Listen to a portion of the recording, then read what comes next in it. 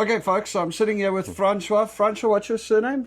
Strauss. Francois Strauss. He's the chef at Boabab in Calgary, and he's just prepared this awesome food for us for breakfast, which, is brilliant. Amazing. So, Francois, tell us a little bit about yourself. How long have you been in Canada? I've been in Canada for 25 years on Victoria Day. Moved here in 1998, I believe, with my family. Okay, how old were you when you guys came? I was just turning 12 when we moved here. All right. Yeah. And how did you get into cooking South African food after all of these years?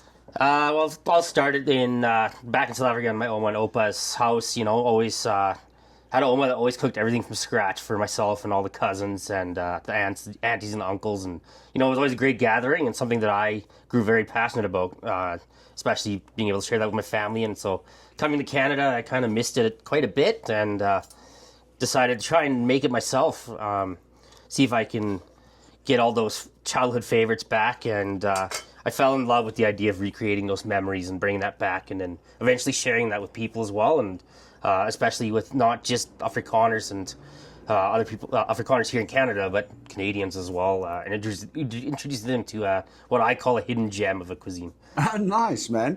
And did you actually study cooking, or is it just a passion that you did from It's young just on? always been a very big passion for me, a lot of self-taught things. Okay, and have you been in the cooking space all this time, or did you have other jobs while you were here? I've been a chef pretty much my whole entire life. I've had the odd job here and there, doing furniture sales or, I tried retail at some point, but everything always just led back to me cooking. Well, if you found your passion, you found your passion, Yeah. right? So you were telling me that you are doing more North American dishes also with a South African flair.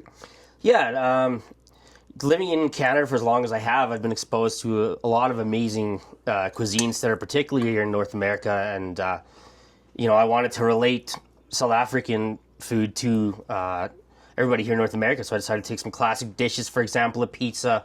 I've decided to fuse and make my own Bobotie Pizza. So I took a national dish from South Africa, gave a little bit of an Italian flair, which makes it very familiar for everybody here. And I think it's just a really fun recreation as well. Okay, awesome, man. And here at Boabab, do you guys have a set menu, or do you literally just whatever you feel like in the kitchen for the time you cook, or how does it work? For the most part right now, we're kind of just featuring we feature something new every weekend. So right now we're doing the susatis, the kebabs. Other weekends we've done vetkoek and that kind of thing. But for now, we just try to focus on the classics as well, just making sure there's bani chow, the boerewors rolls, and bobotie in-house at all times. And of course, the classic desserts like melkdat and peppermint crisp you'll always find here as well. Peppermint crisp tart, you can't get away from that, Yeah. right? I got to tell you, this is actually phenomenal. That susati is really nice. It's Awesome. Chicken and apricot. Yeah, it's the classic susati that I remember growing up with. Your curry chicken and apricot that was always thrown on the braai. Sorry, marinated perfection, then throw on a braai. Just amazing memories and great eats. Nice. How long do you marinate them for? That one right there is marinated 24 hours. Really nice. I tried to make curry susatis over the weekend, curry lamb susatis, and I just didn't get it right, man. They were good, but not as good as I remember. Yours, much closer, I must say. I enjoy it. It's really nice. And the boerewors, do you guys make it yourself, or? The boerewors, it's our recipe that we partnered with the angry chef, the angry butcher, angry French butcher, sorry, here in Calgary. Okay. Who he takes our recipe, we mix the meats ourselves and stuff, and he'll just create the sausage for us, doing all the stuffing and kind of the hard out labor of it. But all the spices and everything like that, that's all our own, yeah. This is really awesome, dude. Well, Francois, I got to tell you, I enjoy your food. I enjoy the shop.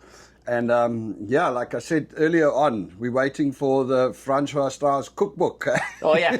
Yeah, we kind of have to now. Yeah, you're on the spot now, mate. Yep. You got to do it. And Absolutely. we want to know, because, that's the thing that often happens is I get a recipe, but I don't get the exact things that I would use in South Africa. Yeah. How do you replace it? Is there something else I can use for a tennis biscuits? You said something about baking your own tennis biscuits. Yeah, I just instead of buying it in all the time or trying to, like you said, sometimes it can be difficult to find. So I've just through my passion for cooking, figured out how to recreate those types of things using the familiar flavors and familiar ingredients that I can get here in Calgary, rather than having to bring it all in, you know, and just making myself. And to me, it gives it a more homey, personal feel. So you're able to show some emotion and share really amazing memories through that. Nice. So. Okay, so here's the $1 million question. Yeah.